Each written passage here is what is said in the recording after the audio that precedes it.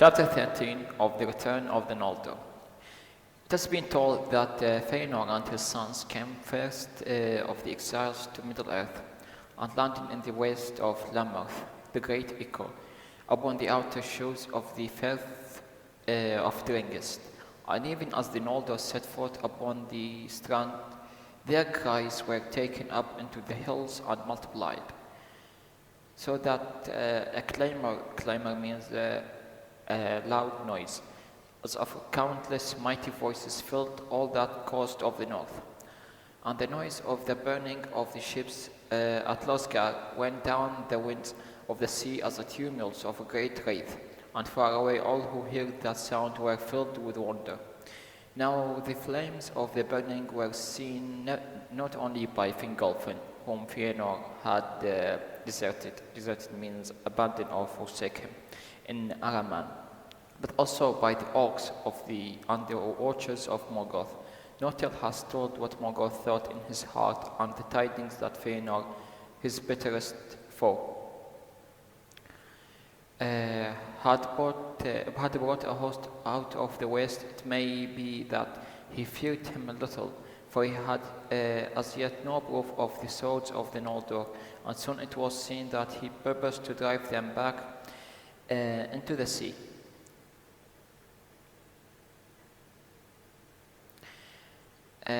Under the cold stars, before the rising of the moon, the host of Valinor went up the long firth of Dringest, that bears the echoing hills of Ered Lomen, and passed thus from the shores into the great land of Hithlum, and they just came at length to the long lake of Mithrim, and upon its northern shore made their encampment in the regions that bore the same name.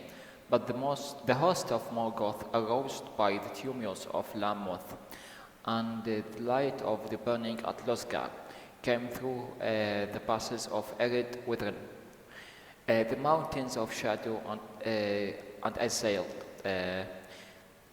Fëanor on a sudden. So Morgoth assailed Fëanor on a sudden in the mountains of shadow, before his camp was full wrought or put in defense. And there on a grey fields of Mithrim was fought the second battle in the wars of Beleriand.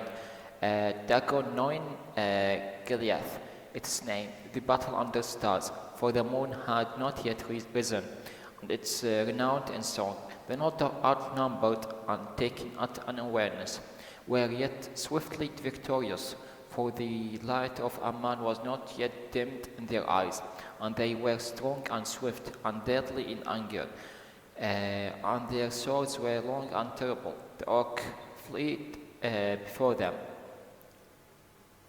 and they were driven forth from Mithrim with a great slaughter, and hunted over the mountains of shadow into the great plain of arid Galan, that lay northward of Dorthonion. There the armies of Morgoth that had passed south into the Vale of Sirion and Beleriand. Beleriand means confined. Curtain in the havens of the Valas came up to their eye. So the curtain in the havens of the Valas came up to their eye, or cinder came to their eye and attacked the orcs that fled, and were caught in their ruin. For Kelegom, Fëanor's son, having a news of them, waylaid them means interrupt them or stop them, with a part of elven host, and coming down upon them out of the hills near Ithil Sirion, drove them into the fen of Serech. Fen means marsh, fen of Serech, so marsh of Serech. Evil indeed were the tidings that came at last to Angband, and Morgoth was dismayed. 10 days that battle lasted, and from it returned of all the host that he had prepared for the conquest of Beleriand, no more than a handful of leaves. Yet cause he had for great joy though it was hidden from him for a while. For Valinor in his wrath against the enemy would not halt, but pressed on behind the remnant of the orcs, thinking so to come at Morgoth himself, and he laughed aloud as he wielded his sword, rejoicing that he had dared the wrath of the Valar and the evils of the Lord. So he dared the wrath of the Valar, combat with the evil, with the wrath of the Valar, and he was like laughing in front of them. So an army of orcs will not form to him any fear or any threat. Though that he might see the hour of his vengeance, nothing did he know of Angband or that great strength or defense that Morgoth had so swiftly prepared. But even had he known it, would not have deterred him. Deterred him does not makes him afraid or fear. For he was fey. Fey was means like unworldiness or vacuum, an impression of vacuum and unworldiness.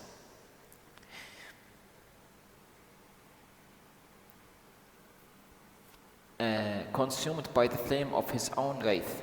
Thus it was that he drove far ahead of the van of his host. So he was like filled with a flame of his own flame of spirit that he drove, or going away and ahead from the guards of his host, or from the armies, or the front line of his army. So he's just like being separated from his host because he's at the front, but for a high distance between his host and him. And seeing that the servants of Morgoth turned to bay, and there issued from Angband Balrogs to aid them, once they saw that Feanor being isolated or due to high distance between him and his host, they want to lure him and attack him. Morgoth turned to bay, and their servants of Morgoth turned to bay, and they issued from Angband Balrogs to aid them. There upon the confines of Dor Dideroth, the land of Morgoth, Feanor was surrounded with few friends about him. There were only few friends from his host about him, and the latter are far behind him. Long he fought on, and undismayed, he wasn't afraid, though he was wrapped in fire and wounded with many wounds. But at last he was smitten to the ground by Gothmog, the Lord of Balrogs, having a whip of fire. So smitten by Gothmog to the ground, whom Ictharion after slew in Gondolin. Ictharion, one of the elves that will slow Gothmog in Gondolin later. There he would have perished, had not his sons in that moment come up with force to his aid. And the Balrogs left him and departed to Angband. Then his sons raised up their father and bore him back towards Mithron. But as they drew near to Silmarillion and were upon the upward path to the pass over the mountains, Feanor bade them halt. Let them or ordered him to stop. For his wounds were mortal, and he knew that his hour was come. Looking out from the slopes of Erid within, with his last sight he beheld far off the peaks of Thangordrim, mightiest of the towers of Middle-earth, and knew with the foreknowledge of death that no power of Noldor would ever overthrow them. But he cursed the name of Morgoth thrice 3 times, and laid it upon his sons to hold to their oath, and to avenge their father. Then he died. But he had neither burial nor tomb, because he wasn't buried under the ground or from get up him. For so fiery was his spirit that, as it sped, his body fell to ash. His spirit was so fiery when it's abandoned his body that was like instantly turned his body into just ash because of his wrathful and fireful soul, and was borne away like smoke, and his likeness has never again appeared in Arda, neither has his spirit left the halls of Mandor. So he was one of, let's say, the greatest of the elves, that never likeness has ever again appeared in Arda, neither his spirit left the halls of Mandor. Thus, indeed, the mightiest of the Noldor, of whose deeds came both the greatest renown and their most grievous woe. Woe means great sorrow.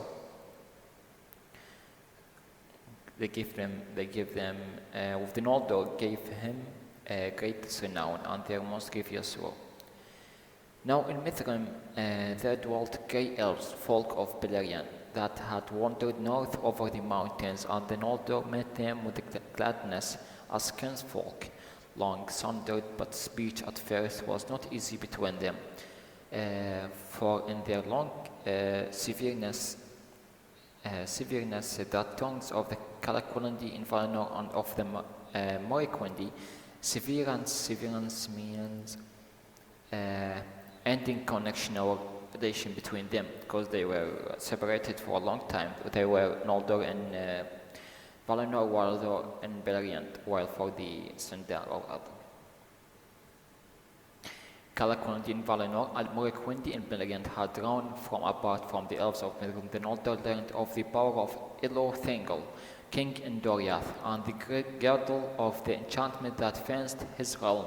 And tidings of these great deeds in the north came south to Minigroth, and though the havens of Brithombar and Iclares, then all the elves of Beleriand were filled with wonder and with hope at the coming of their mighty kindred, who thus returned unlocked from the west. Unlocked means freed from the west in the very hour of their need, believing indeed at first that they came as emissaries. Emissaries was like messengers to do a mission, or to of the Valar to deliver them to Valinor, let's say. They thought that of the incoming Noldor. But even in the hour of the death of Fëanor, an embassy came to his sons from Morgoth, acknowledging defeat and offering terms. So Morgoth sent an embassy to sons of Fëanor that Morgoth acknowledged his defeats and offering terms, even to the surrender of his Silmarils, just surrender to the surrender of the Silmarils, that he will even surrender to Silmarils. Then Medeiros, the eldest son, persuaded his brothers to feign to treat with Morgoth.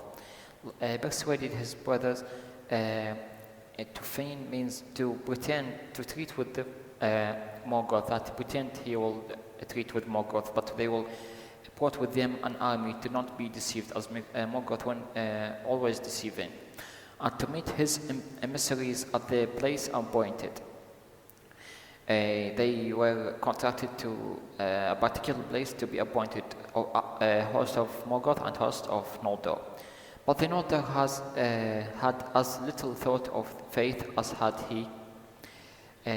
Wherefore each embassy came with a greater force than was agreed. But Morgoth sent to more, and there were Balor's. Mythopoeic was ambushed, and all his company were slain. But he himself was taken alive by the command of Morgoth, and brought to Angband. So all he was one of the sons of Fëanor. When they set for an appointment, they both don't trust each other, like host of Medeiros and host of Morgoth, and they both brought an army greater than was agreed. But Morgoth's army has the advantage, and all the Medeiros army of elves were slain. But Medeiros himself was taken alive by the command of Morgoth and brought to Angband. Then the brothers of Medeiros drew back and fortified a great camp in Hithlum. But Morgoth held Medeiros as a hostage or as a prisoner, and sent word that he would not release him unless the Noldor would forsake their war, returning to the west, or else departing far from Beleriand, to the south of Wood. But the sons of Valinor knew the Morgoth would betray them and would not release Medeiros whatsoever that they might do, and they were constrained also by their oath. Their oath was constrained them, so they weren't able to lift or return back, and might not for any cause forsake the war against their enemy. Therefore Morgoth took Medeiros and hung him from the face of precipices. Precipice means, as we say, steep cliff or stone, extremely rugged, upon Thangordrim, and he was caught to the rock by the wrist of his right hand in a band of steel. So he was hanged in a rock by the wrist of his right hand. Now rumor came to the camp in Hithlum of the march of Fingolfin and those that followed him, who had crossed the grinding ice, and all the world lay then in wonder at the coming of the moon. But as the host of Fingolfin marched into Mithrim, the sun rose flaming in the west, and Fingolfin unfolded his blue. Unfold means unfold. His blue and silver banners, just like were in a folded state, they unfolded their banners, and blew his horns, and flowers sprang beneath his marching feet, and the aids of the star were ended. At the uprising of the great lights, the servants of Morgoth fled into Angband, and Fingolfin passed unopposed through the fastness of Dor Diloth, while his foes hide beneath the earth. Then the elves smote upon the gates of Angband, and the challenge of their trumpets shook the tower of Thangordrim, and the mighty heroes heard them amid his torment, and cried aloud, but his voice was lost in the echoes of the stone. But Fingolfin, being of other timber than Fëanor, just like he has another mod than Fëanor, not so wraith-like him, and weary of the wildness of Morgoth, weary he was heat of the deception of Morgoth, which wiles means deception or cunning.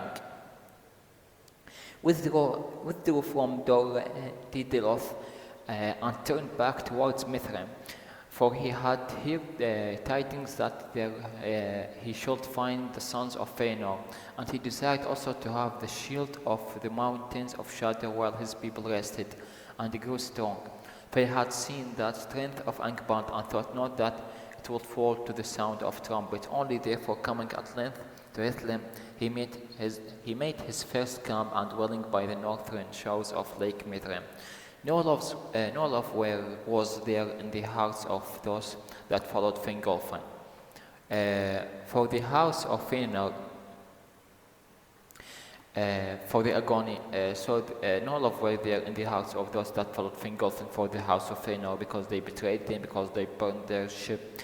For the agony of those that endured the crossing of ice had been great, because the crossing ice, because of the ships, was destroyed and burned, was great, and they was a real hard journey and harsh. Many are lost, so they were just like crushed on the Valinor folks. And Fingolfin heard the sons, the accomplice. Accomplice means the partner in crime, or partner of Valinor in this unpleasant or valiant work by their father. Then there was a peril of strife, there was a danger of strife between the hosts.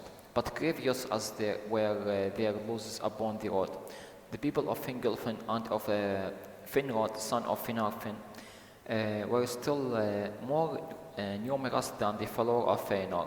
So even after the loss of the road of Fingolfin folk, there's still the folks of Finarfin, Finord, and Fingolfin are numerous than the follower of Fëanor.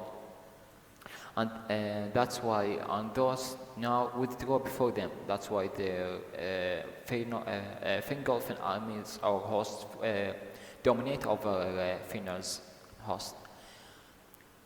Withdraw before them and remove their dwelling to the southern shore, and the lake lay between them. So the Fëanor's folk host, or Fëanor's son host, withdrew and went to the southern shore, and there was a lake between Fingolfin and Fëanor's son's host. And of many Fëanor's people indeed regretted means of the burning at Lasgard, burning of the ships, and were filled with amazement at the valor that had brought their friends whom they had abandoned over the ice of the north, and they would have welcomed them, but they dared not for shame.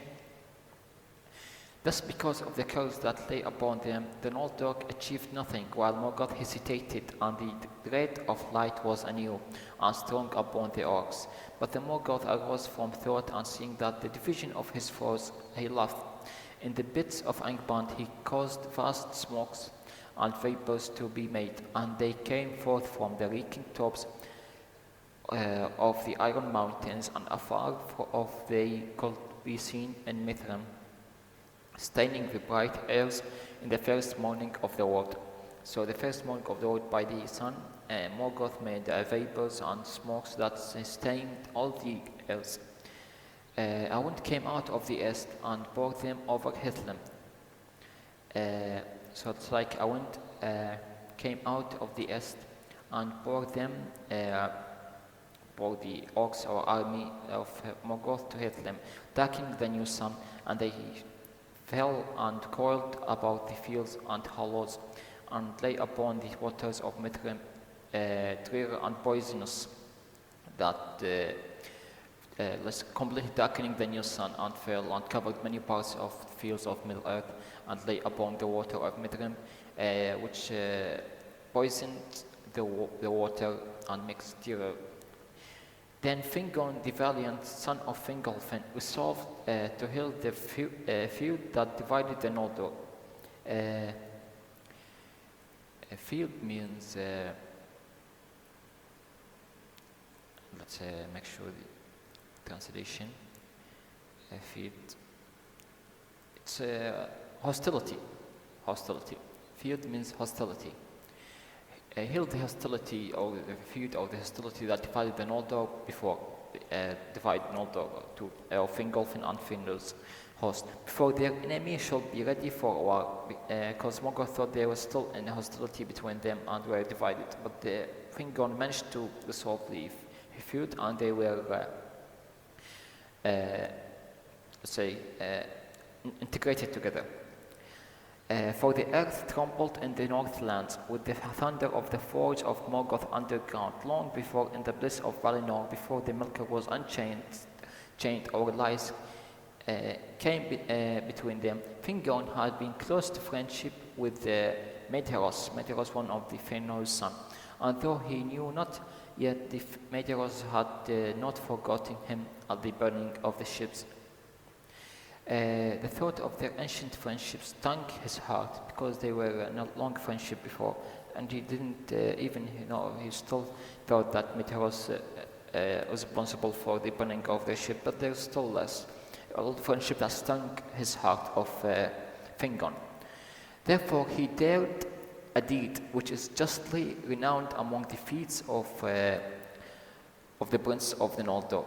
He made an act that was renowned or being now among the princes of the Noldor, of the Fëanorfin, the Fingolfin, or Medeiros. Alone and without the counsel of any, he set forth in search of Medeiros, and aided by the very darkness that Morgoth had made, he came unseen to the fastnet of his foes. Remember that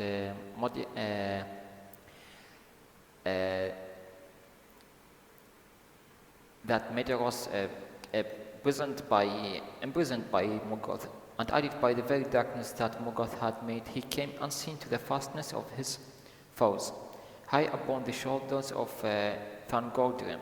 So Fingon exploited the darkness that made by Morgoth to reach the place where the Angband prisons and their Thangordium towers in order to reach the Medeiros, the prisoner, or the hostage. Upon the fastness of his foes, high upon the shoulders of Thangordrim, he climbed and looked in despair upon the desolation of the land, but no passage or crevice passage outside could he find through the which he might come within Morgoth's stronghold. Then, in defiance of the orcs who cowered still in dark vaults beneath the earth, he took his harp and sang a song. Defiance, just like to return them back, or to be as defiance. Means it's like an resist, or to resist the orcs that wasn't there. What Ignor did is he took his harp, and harp is a type of plant, and sang a song. Oh, sorry, harp is like instrument, musical instrument, and sang a song of Valinor that the Noldor made of old, before strife was born among the sons of Finwë. And his voice rang in the mournful hollows that had never heard before, out save cries of fear and woe, except when it comes to cries of fear of woe.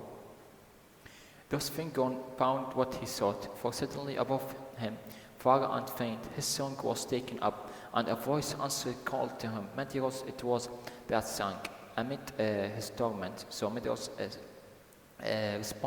respond to Fingon song by singing also from his torment. But Fingon climbed to the foot of the precipice where his kinsmen hung, and then he could go no further. He couldn't go further because of the highly steep of Thangordium, or the rocks that was hung by Medeiros.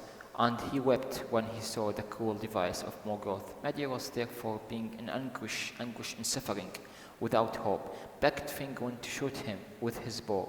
He begged him to shoot him or to kill him, and Fingon stung an arrow and bent his bow, and seeing no better hope, but he cried to Manwë, saying, O king, to whom all birds are dear, speed now this feathered shaft, and recall some pity for the Noldor in their need. His prayer was answered swiftly, for Manwë, to whom all birds are dear, and to whom they bring news upon tranquil from Middle-earth, he sent for the race of eagles, commanding them to dwell in the crags of the north, and to keep watch upon Morgoth. For Manwë still had pity for the exiled elves, and the eagles brought news of much that passed in those days to the sad ears of Manwë.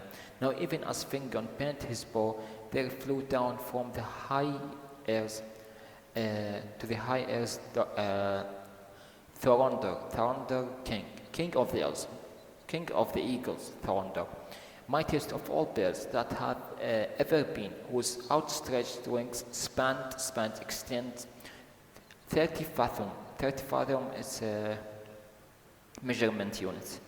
And staying Fingon hand, he took him up, while Fingon is keeping his hand extended. He took him up. The eagle or Thorondor left the Fingon him by his hand, and bore him to the face of the rock where the Medeiros hung. But Fingon could not release the hill rod bound upon the wrist. The bound was wrought by hell upon his wrist. No sever it means not and can't cut it or chop it. No, draw it from the stone, and can't draw it from the stone. Again, therefore, in his pain, Medros begged that he would slay him. Medros begged to Fingon to slay him, but Fingon cut off his hand above the wrist, and Thorondom bore them back to Mithrin. So all what he do, that Fingon cut Medros' hand below the of the wrist, where the chain is above that, so he could lift him. And then Thorondor brought them back to Mithrin. Thorondor, the Eagle King. There Medros in time was healed, for the fire of life was hot within him, and his strength was of the ancient world, such as those post who were nurtured means cared in Valinor. His body recovered from his torment and became hell, but the shadow of his pain was in his heart, and he lived to wield his sword with left hand more deadly than his right hand being. By this deed Fingon won great renown, and all the Noldor praised him, and the hatred between the houses of Fingon and Fëanor was assuaged, diminished or removed, of lettered. For Medros begged forgiveness for the desertion in Araman, the abandon of Fëanor's host to Fingolfin host. And he waived his claim to kingship over the Noldor. And to Fingolfin, Medros claimed that Fingolfin is the kingship of all Noldor, saying to Fingolfin, if there lay no grievances between us, Lord, still the kingship should rightly come to you, the eldest here of the house of Finwë, and not that least wise, but to this his brothers did not all in their hearts agree. But even this, not all his brothers in the heart agree. Therefore, even as Mandos foretold, the house of Fëanor were called the Disposed, because the disposed when the Mandos phantom appeared to Fëanor's folk in the eyes and told them, you are disposed, or you are houseless, because the overlordship passed from it, the elder, to the house of Fingolfin, both in Elendil and in Beleriand, and because also the laws of the Silmarils, but the Noldor, being again united, set a watch upon the borders of Dor Dithilith, and Angband was very guarded from west. Very guarded means confined or girdled or collared from west and south and east, and they sent forth messengers far and wide to explore the countries of Beleriand, and to treat with the people that dwelt there. Now King Thingol welcomed not with full heart the coming of so many princes in might out of the west, eager for a new realm, and he would not open his kingdom nor remove its girdle of enchantment for wise with the wisdom of Melian, for wise with the wisdom of Melian he trusted. Not that the restraint of Morgoth could endure, because his wise with the wisdom of Melian he trusted with the wisdom of Melian that kept Morgoth, let's say, armies of Morgoth's servants restrained and could endure them. Along with the princes of the Noldor, those of the Finarfin house were suffered to pass within the confines of Doriath, for they would claim close kingship with the King Thingol himself, since their mother was Eowyn of Elaqualan, Orly's daughter.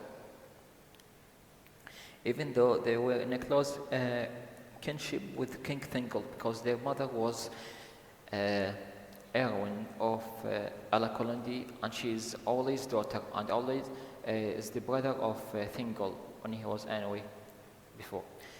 Angod, son of Finarfin, was the first of the exiles to come to Menegoth as a messenger of his brother Finrod, and to spoke long with the king, telling him of the deeds of the Noldor in the north, and of the numbers and of the ordering of their force, but being true and wise-hearted and thinking all the griefs now forgiven, he spoke no word concerning the kinslaying between Teleri and Noldor, nor for the manner of the exile of the Noldor by the Valar, nor the oath of Fëanor seeking for taking Silmarillion and Silmarils and for defeating Morgoth.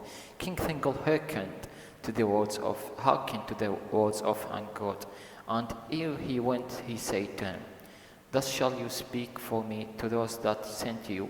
In Hithlum the Noldor have leave to dwell, and in the highlands of Dorthonion, and in the lands east of Doriath they are empty and wild, but elsewhere there are many of my people, and I will not have them restrained of their freedom, still less outset from their homes. Be aware, therefore, how you princes of the west bear yourself, for beware that, therefore, how you princes of the west bear yourself, for I am the Lord of Beleriand, and all who seek to dwell there shall hear my word. Into Doriath none shall come to abide, but only as such I call as a guest, or who seek me in great need." So the concept or description or articulation of this message, or what Thingol said to Angrod, and who was as the messengers, said to him, "Thus shall you speak, though you are speaking to those that you as representative to those who sent you, refer to princes of Noldor, of Fëanor, Fingal, Finrod. In Hithlum the Noldor have leave to dwell; they are free to dwell, and in the highlands of Dorthorion and in the lands east of Doriath that are empty and wild. But elsewhere there are many of my people, and I will not have them restrained of their freedom. So I will not keep a stranger of Noldor to live with my people and restrain their freedom, still less outset it from their home." Outset it means expelled. Still they expelled from their home. "Be aware, therefore, but after all they are still less outsetted or expelled from their home. Therefore, how you prince of the west bear yourself, means hold yourself, you are the princes of west, referring to Noldor, or watch yourself, be careful. For I am the Lord of Beleriand, and all who seek to dwell there shall hear my word, have to hear my word. Into Doriath none shall come to abide, in Doriath his land. None shall come to abide, none shall come to dwell, but only as such as I call as a guest, or who seek me in great need. Only as I call him as a guest means living here temporarily, or those who need my help. But after all, they will be temporarily if they want to be in Doriath and the east. Now the lords of the Noldor held council in Mithrim, and they there means there after came Angrod out of Doriath, after Angrod came out of Doriath after counseling with Thingol, bearing the message of the King Thingol, called seemed to its welcome to the Noldor. It called seemed its welcome to the Noldor after Angrod came and bearing the message that when he was in counseling with Thingol to the princes of Noldor, it seemed its welcome to the Noldor, means like unpleasant or unwelcome they are a bit. And the sons of Fëanor were angered at the words, but Medeiros laughed, saying, "A king is he that can hold his own, or else his title is vain." So Thingol does but grant us lands where his bow does not run. Indeed, Doriath alone will be his realm in this day. But for the coming of the Noldor, therefore in Doriath let him reign, and be glad that he has the sons of Finwë for his neighbors, not the orcs of Morgoth that we found elsewhere. So after Angrod got the message of Thingol, all of the sons of Fëanor angered except Medeiros that laughed and said, "A king is he that can hold his own. how could he hold his own as a king, or else his title, or whatever he was? He is vain. It means he is powerless in this land. He can't hold himself.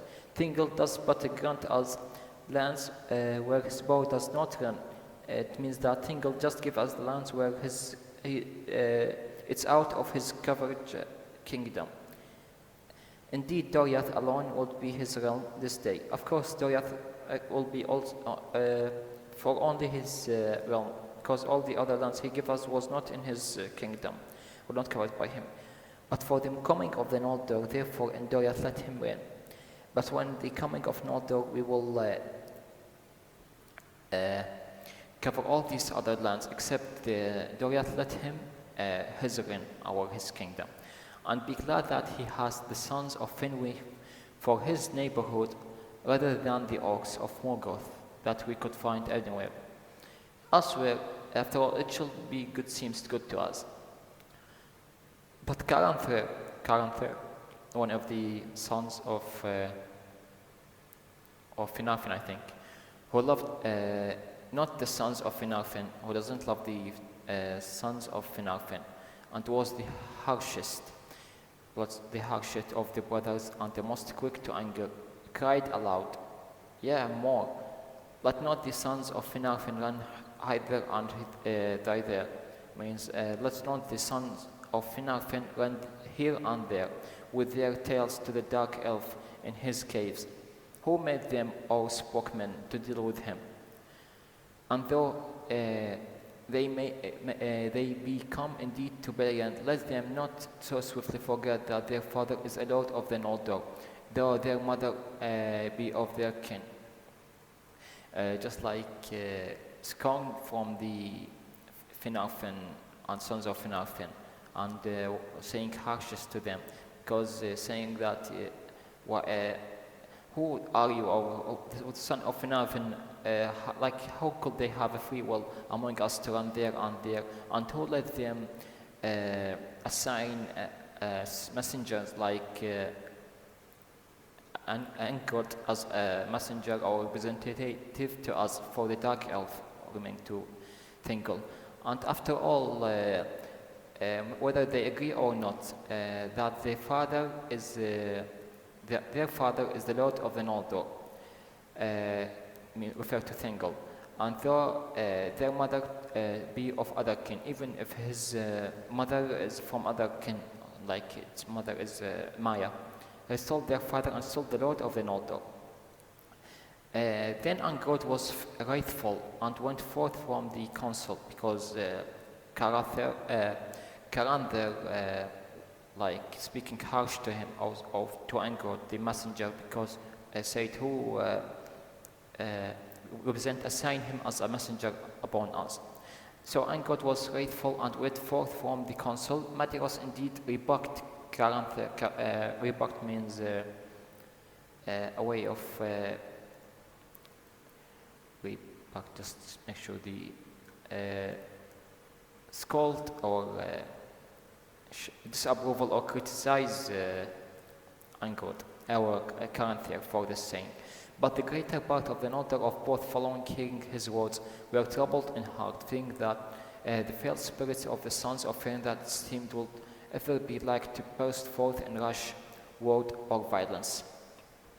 But Maedhros restrained his brothers, and they departed from the council, and soon afterwards they left Mithrim and went eastward beyond Eros to the wide lands about the hill of Himring. The region was named thereafter the March of Maedhros, for the northwards there was little defense of hall or river against assault from Angband. There Maedhros and his brothers kept watch, gathering all such people as would come to them, and they had a few dealings with their kinsfolk westward, save at need. So they don't want their kinsfolk at westward or to the Fingolfin or Caranthir host, only in need, except save at need. It said that indeed that Maedhros himself divided this plan to lessen the chance of strife. and because he was very willing that the chief peril of the assault should fall upon himself, and he remained for his part in friendship with the houses of Fingolfin and Finarfin. I would not come among them at times for common counsel, yet also was bound by the oath, though it slept for now for a time. So just like there was before a strife between Finor and Fingolfin, there was also happened a strife between Fingolfin and Finarfin because of Finarfin hold his one of his brother, one of the sons of Finarfin, as as we said, angered as the messenger of all the Noldor. That's why Granthir, the son of another or for Fingolfin, criticized him, and there was a strife. So Medeiros brought all the Finarfin folk away from Fingolfin to keep the strife settled. Now the people of Granthir dwelt furthest east beyond the upper waters of Gillian, about Lake Helivon, under Mount Ryrr, and to the southward, and they climbed the height of Ered Loin, and looked eastward in wonder, for wild and wide it seemed to them were the lands of Middle-earth. And thus it was the Granthir's people came upon the dwarves, who after the onslaught of Morgoth, onslaught means the assault or attack of Morgoth, and the coming of the Noldor, had ceased their traffic into Beleriand. But though either people loved skill and were eager to learn, no great love was there between them. No great love was between the Granthir and dwarves in Beleriand. For the dwarves were secret and quick to resentment. Resentment to be, let's say, distressed or discontent. And Granthir was haughty and scarce concealed his scorn for the unloveliness of Nargrim. Granthir was haughty means arrogant,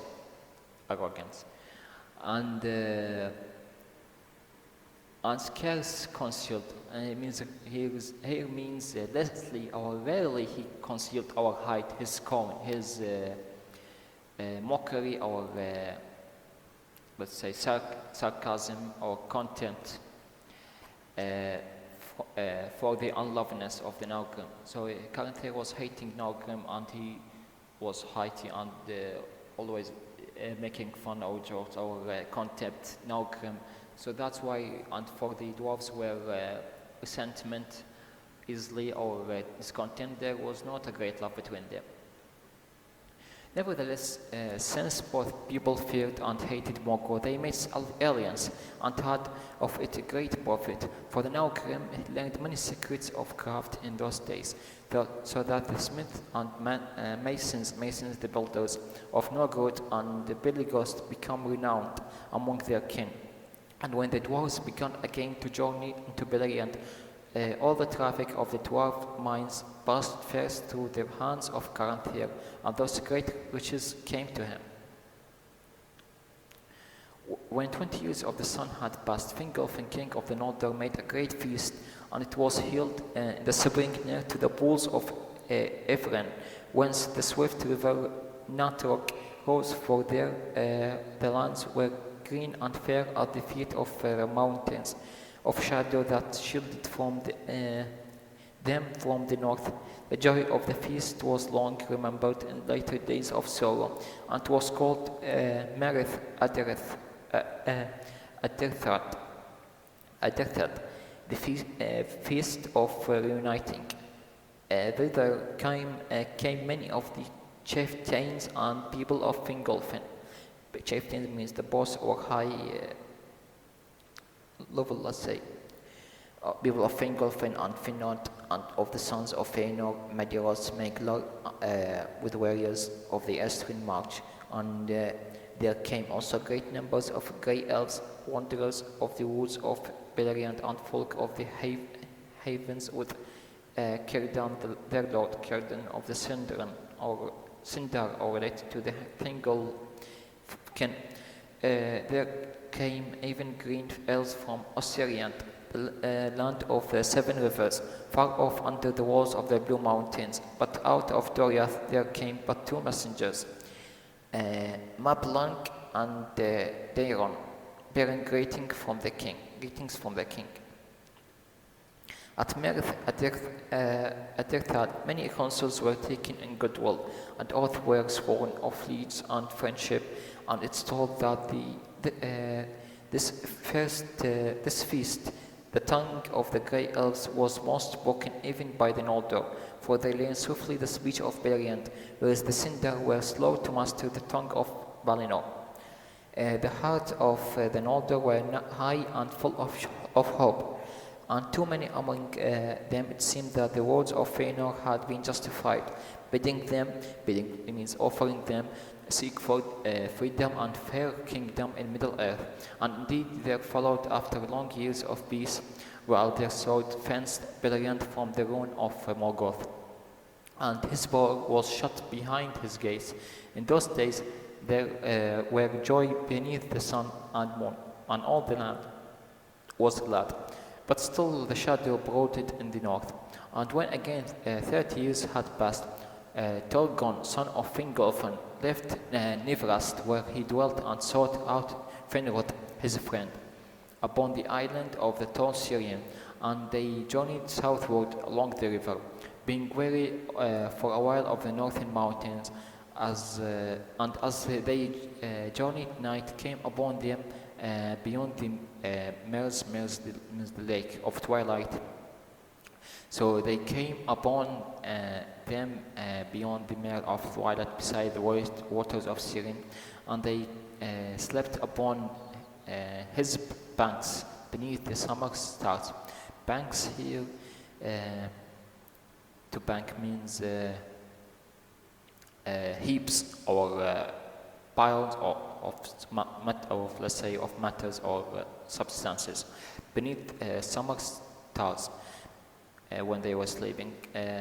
For Torgon, son of Fingolfin, while Finrod, son of Finarfin.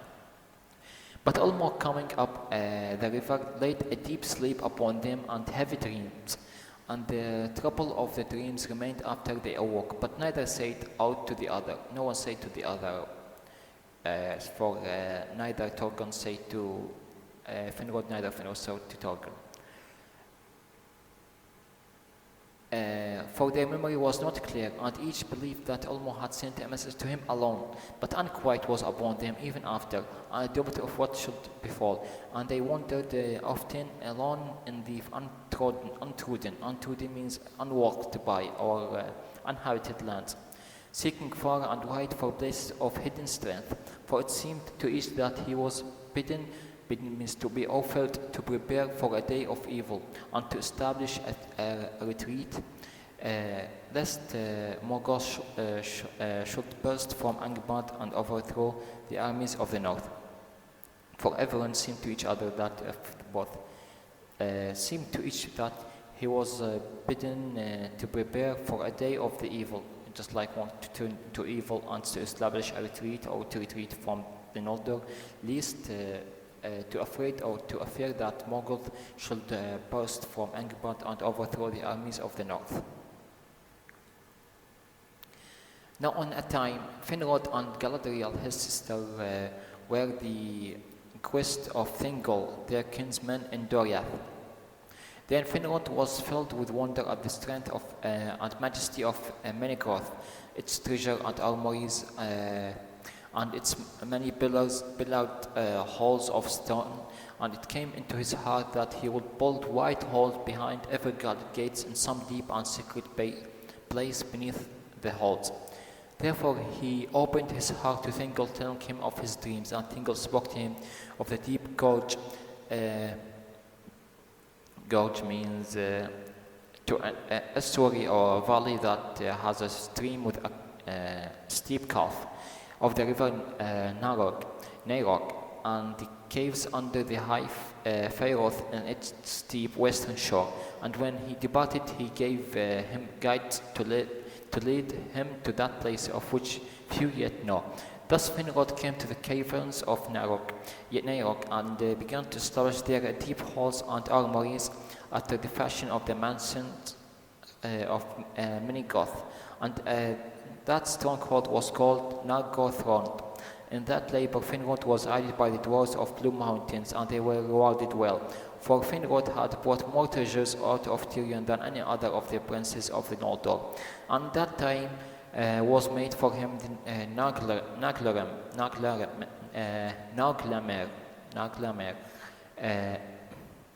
type of dwarves.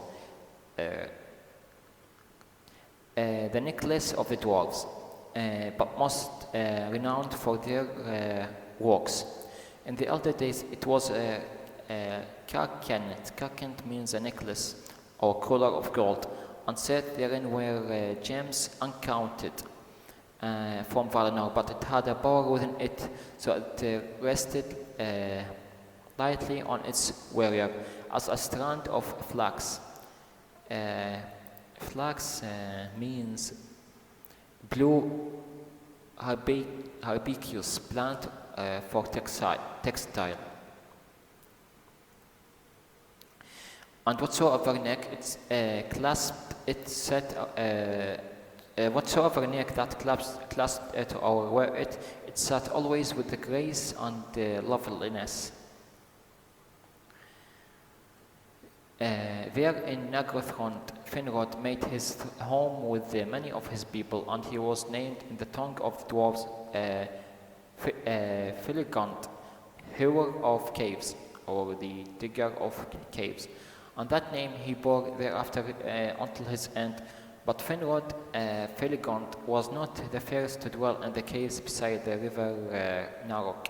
Galadriel, his sister, went not with him to Nargothrond, for in Doriath dwelt Celeborn, kinsman of Thingol, and there was a great love between them. Therefore she remained in the hidden kingdom, and abode with Melian, and of her learned great lore and wisdom concerning Middle Earth. But Turgon remembered the city set upon a hill, Tirion the fair with its tower and tree.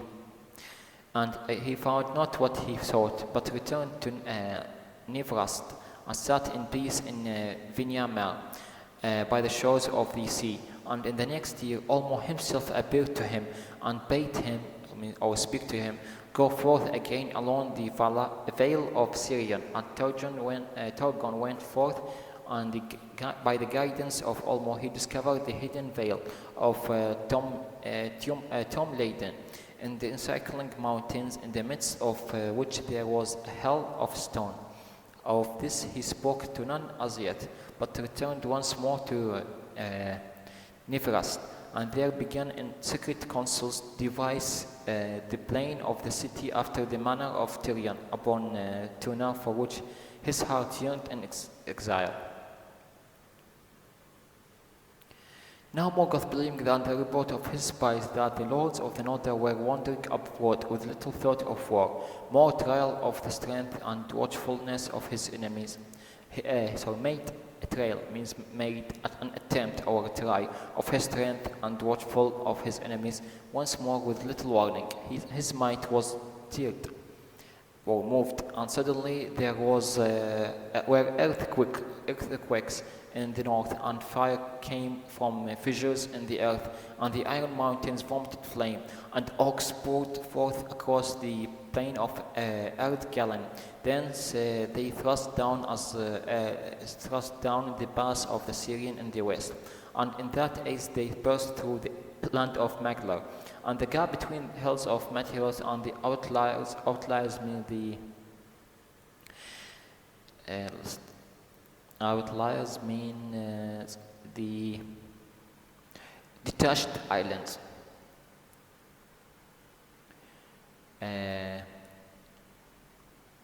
Of the Blue Mountains. But Fingolfin and Medros were not sleeping, and while others sought out the scattered bands of orcs that strayed in Beleriand, did great evil they came upon the main host from either side as it was assaulting the Orthonian. and they defeated the servants of Morgoth, and pursuing them across arid Galan, destroyed them utterly to the least and last, within sight of Angband's gate. That was the third great battle of the wars of Beleriand, and it was named Dagger Aglareb, the glorious battle. A victory it was, and yet warning, and the princes took heed for it, and thereafter drew closer their leaguers and strengthened and ordered their watch, setting the siege of Angband, which lasted well nigh 400 years of the sun. For a long time after Dagor al-Galareb, no servants of Morgoth would venture from his gates, for they feared the lords of the Noldor, and Fingolfin boasted that, save or except by treason among themselves, Morgoth could never again burst from the leaguers of the Eldar, nor come upon them unawares. Yet the Noldor could not capture Angband, nor could they regain the Silmarils, and were never wholly seized in all that time of the siege. For Morgoth devised new evils, and ever and anon he would make trial of his enemies, or test of his enemies, nor could the stronghold of Morgoth be ever wholly encircled. For the Iron Mountains, from whose great curving wall the tower of Thangordrim were thrust forward, defending it upon either side, and were impassable to the Noldor because of their snow and ice. Thus in the rear and to the north Morgoth had no foes, and by that way his spies at times went out and came by the devious road into Beleriand, and desiring above all to sow fear and disunion among the Eldar, he commanded the orcs to take alive any of them that they could, and bring them bound to Angband. And some he saw daunted means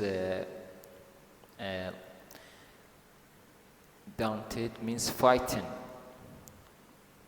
Some were frightened by the terror of his eyes, that they needed no chains more, but they walked ever in fear of him, doing his will wherever they might be. Thus Morgoth learned much of all that he had befallen since the rebellion of Valinor.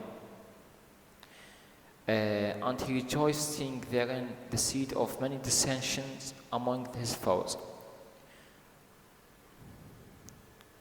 But when nearly 100 years had since the Dagor Aglareb, Morgoth endeavored to take Fingolfin at unawares, for he knew of the vigilance of Medeiros, and he sent forth an army into the white north, and they turned west and again south, and came down the coast to the firth of Dringis, by the route that Fingolfin followed from the grinding ice. Thus they would enter into the realm of Hithlum from the west, but they were spied in time, and Fingolfin fell upon them among the hills at the head of the firth, and most of the orcs were driven into the sea. Thus was not reckoned among the great battles, for the orcs were not in a great number, and only about of the people of the Hithlum fought there. But thereafter there was peace for many years, and no open assault from Angband. For Morgoth perceived now that the orcs unaided were no match for the Noldor, and he sought in his heart for new counsel. Again, after 100 years, Glaurung, the first of the Oroloki, the Frederics of the north, issued from Angband's gates by night. He was yet young and scarce half grown. Scarce here he either means rarely, or it also means hardly, or let's say barely. It's barely half grown. For long and slow is the life of the dragons. But the elves fled before him to arid Witheren and Dorthonion in dismay, and he defiled the fields. Defiled means corrupted the fields of arid Galan. Then Fingon, prince of Hithlum, rode against him with archers on horseback and hemmed him around. Hemmed means shooting arrows in many, round with a ring of swift riders, and Glaurung could not endure their darts. Sorry, hemmed means encircled by and around, and Glaurung could not endure their darts. Darts mean let's say the rain of arrows on him, being not yet come to his full armory, and he fled back to Angband and came not forth again for many years. Fingon won great praise, and the Noldor rejoiced, for few foresaw the full meaning and threat of the new thing. But Morgoth, I'll say no, for few only. But Morgoth was ill-placed, that he wasn't pleased mostly by the Glaurung act, that he disclosed himself over soon, that Morgoth wouldn't allow Glaurung to disclose himself or to show himself when he was young. He must be older enough, so he'll have a great armory. But so that's why he was displaced or ill-placed about Glaurung. And after his defeat, there was the long peace of well nigh 200 years. In all was that time there were but a phrase means a short fight or strife on the marches, and all the Beleriand prospered and grew rich. Behind the guard of their armies in the north, the Noldor built their dwellings, and their towers, and many fair things they made in those days, and poems, and histories, and books of lore, and many parts of the land of Noldor and the Sindar became welded into one people. Welded means integrated into one people, and one spoke the same tongue, though this difference remained between them. But the Noldor had the greater power of mind and body, and were the mightier warriors, and sage means wisdom, and they built with stone and loved the hill slopes and open lands. But the Sindar had the fairer voices and were more skilled in music, save only Maglar son of Valinor, and they loved the woods and the riversides, and some of the great elves still wandered far and wide without settled abode, and they sang as they went. And this is the end of this chapter.